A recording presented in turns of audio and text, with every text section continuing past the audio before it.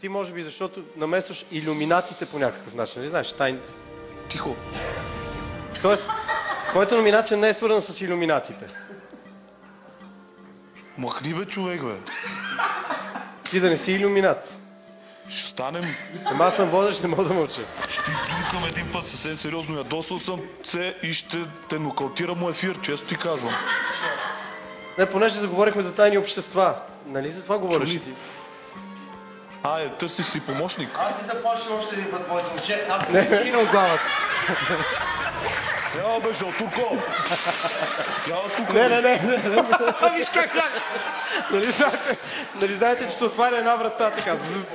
И Андрей се набира на копче. Избега това с жълтите чайси да му ги вкарам от клепачите.